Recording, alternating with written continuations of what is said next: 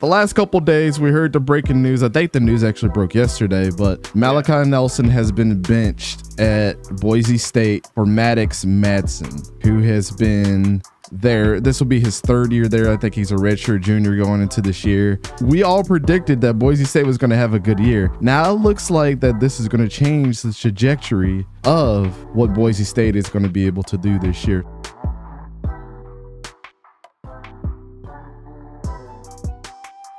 Competition matters, man. You can be a 5-star, you could be the number 1 player. If you don't win the competition, it doesn't matter. Nothing's given to you. Yeah. You were in a competition and you lost the battle.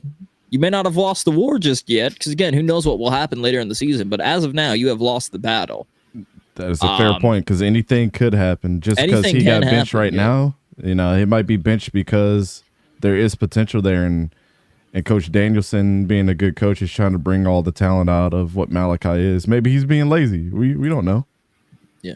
And it could also be kind of another, I'm going to just say, because it's recent memory, and obviously, as you can see with that's the wrong, with the Florida logo, all that stuff, of what it was with Emory Jones, or not Emory Jones, Felipe Franks and Kyle Trask. Oh, God, Felipe Franks. Everybody, myself included, was ready for the Kyle Trask hype, because after he came in for that couple of games, and then Felipe Franks ended up starting and got injured and did not play another game for Florida in that Kentucky game. Kyle Trask comes in and makes an amazing comeback against Kentucky, and then is the starter from the rest of his collegiate career in 2019 and then in 2020.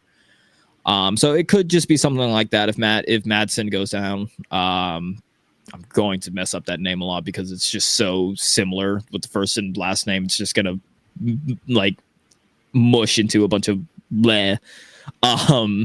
Torque made an interesting point. He said Malachai Nelson and Jaden Rashada kind of are in the same boat in a way. Yeah. Very similar situations.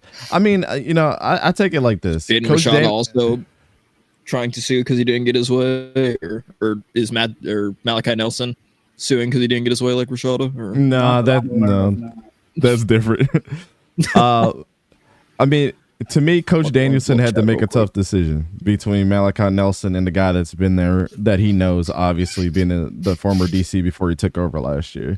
And we talked about this a little bit, that, Coach Danielson went 3-1 last year to help them out.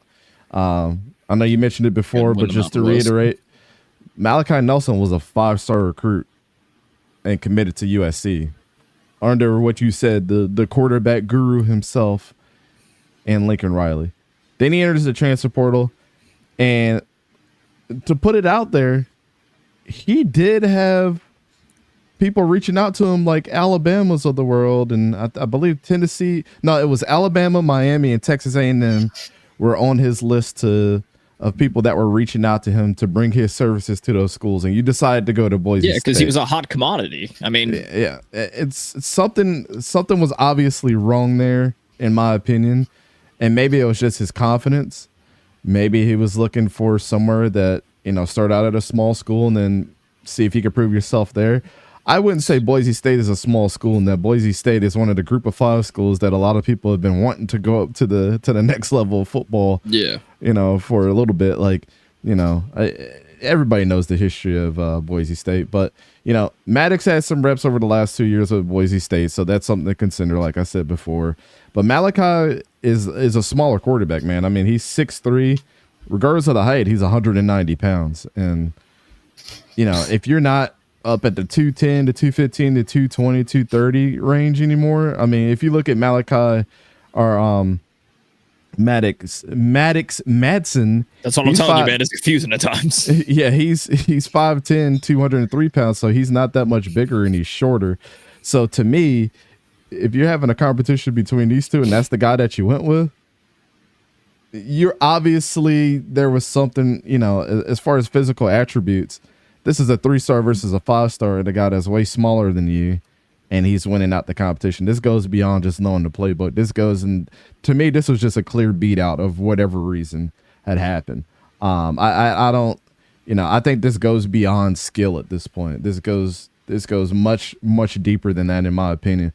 Was it the size that held Malachai back? Is he supposed to be further along in his development right now?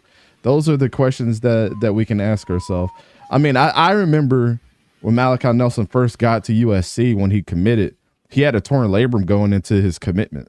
So that automatically held him back for like the Miller Mosses and things of the world, Caleb Williams being in that same quarterback room. I don't think it would have been very good for him. Now that Jaden Maiava's there, he might be the number 3 on that roster right now, to be completely honest, even being a 5-star.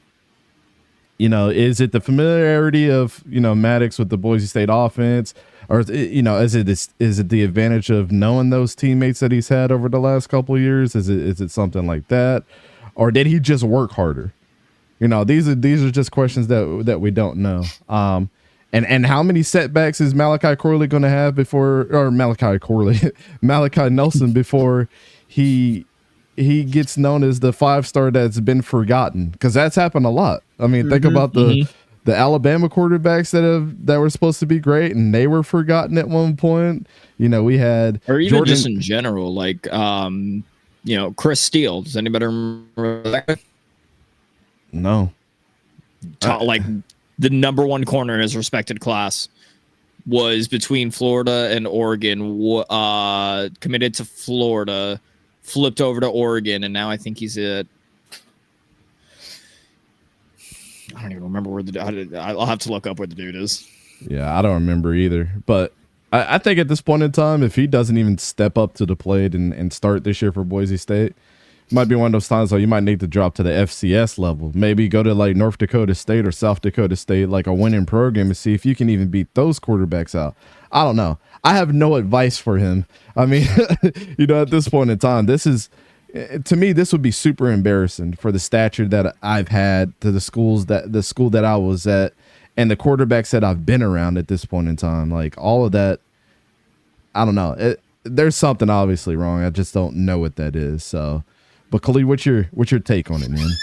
Yeah, I mean, it clearly is something that's deeper than just like on the field play. I mean, maybe Madsen just outplayed Nelson. That could be it. But the fact that, the fact that Nelson's trajectory at USC went from, all right, he was coming out of the high school as the number 13 player in the country, per the 247 composite rankings, and there were high hopes for him being a 5-star quarterback from the state of California, Lincoln Riley's next prodigy after a long line of players who have won Heisman's, been first-round picks, yada yada. So the expectations and the pedigree coming out of high school were there, and for him to it was very quiet. I didn't hear much about him while he was out there at USC, other than some reports that he wasn't very, they were kind of like, I don't know the reliability of it, but just looking at the practices and saying that he wasn't very dedicated or serious in practices, not the best work ethic. So again, I don't know if that's true, but that was some of what was being said out of Los Angeles. And I mean, the fact that he transferred after 1 year, I mean, Miller Moss did look great in the bowl game, but when you're being coached by Lincoln Riley, I mean, I guess personally, right, I'd want to sit and I'd be okay sitting and waiting, right? Because I know that I'm going to be developed and coached by one of the best. So and all those quarterbacks outside of Caleb won the award in their last year, their last year eligibility, and they were going. I mean, you had from Baker to Kyler to Jalen Hurts. I mean, really, the only one of those guys, at least at Oklahoma, who didn't pan out as we all thought was Spencer Rattler, because he came in with an attitude that wasn't the best, which we know from that high school football series. And I know that he's grown while he was out at South Carolina, which I'm very happy for that. But back to Nelson, his move to Boise State was kind of like he wants a playing time, right? But he steps into a situation where sure, they lose Taylon Green, who's going to be the quarterback at Arkansas, but Madsen was no slouch when he played this past year. I mean, he was safer with the football than 𝗕𝘂𝘀 Green, only threw 3 interceptions to Green's 9 and only had 1 fumble to Green's 4. He completed a higher percentage of his passes by around 4%.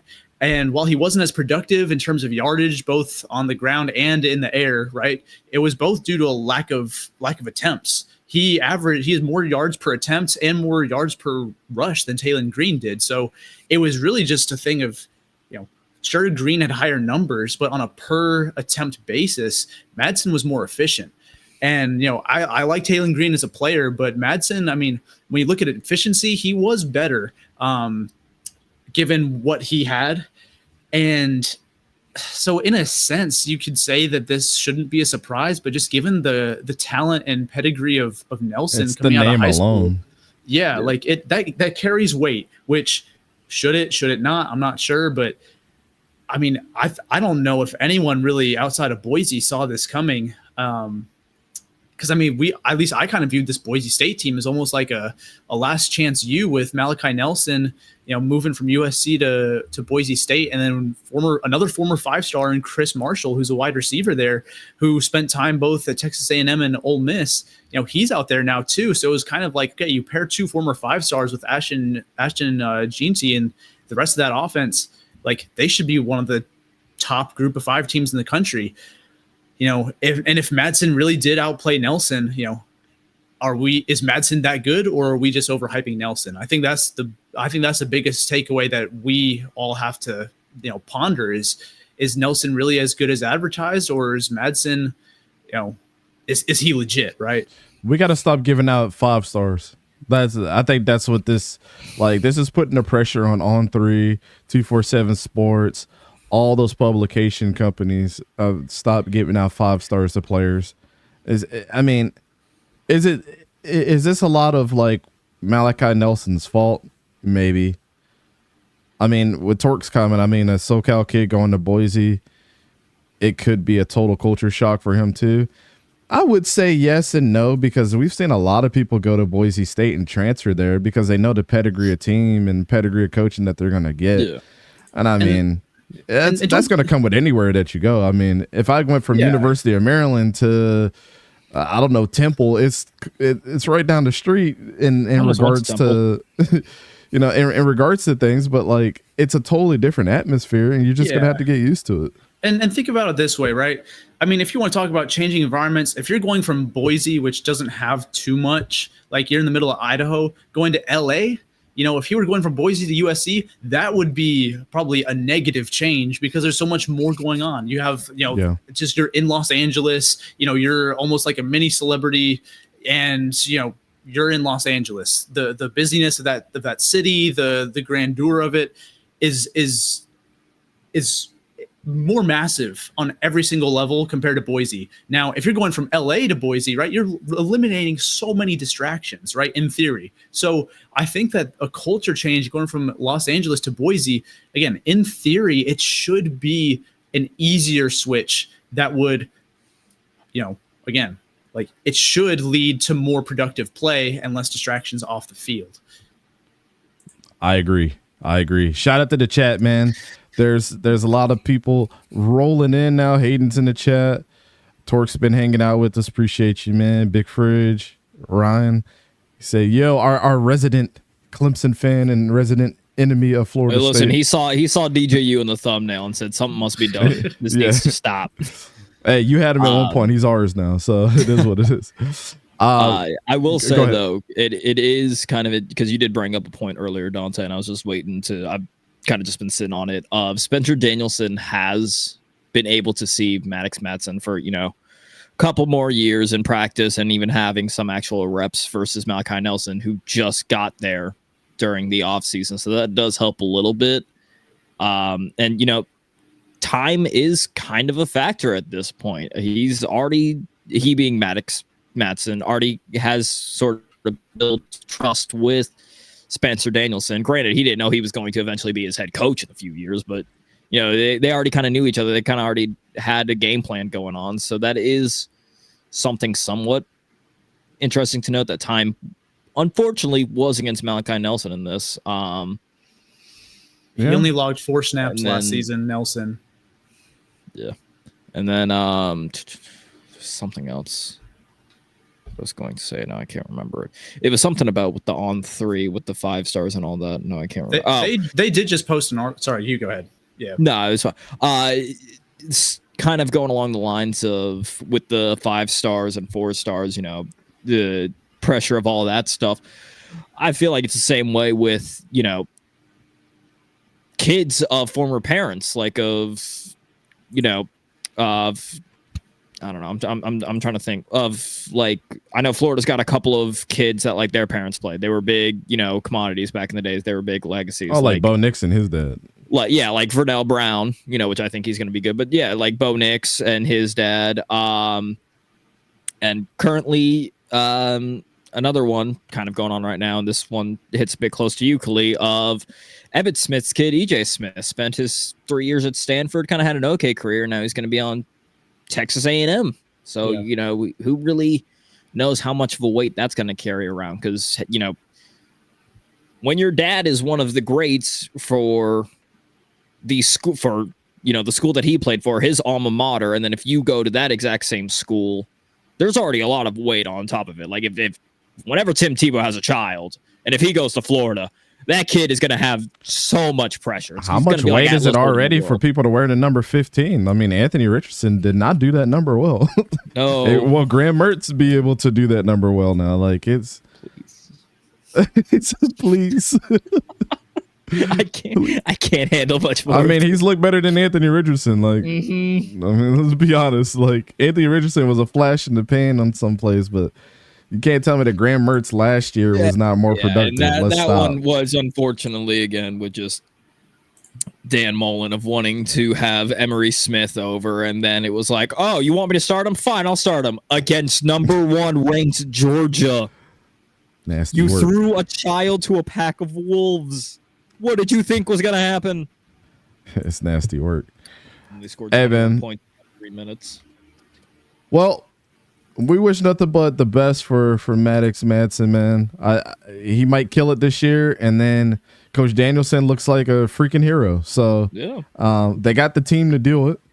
You know, we talked about their defense. I picked Boise State as my winner. I need them to win. So best of luck to you, Madsen. Yeah. So I don't care who's at quarterback. Just please prove me right. So we'll see what happens there. Come to the Patreon.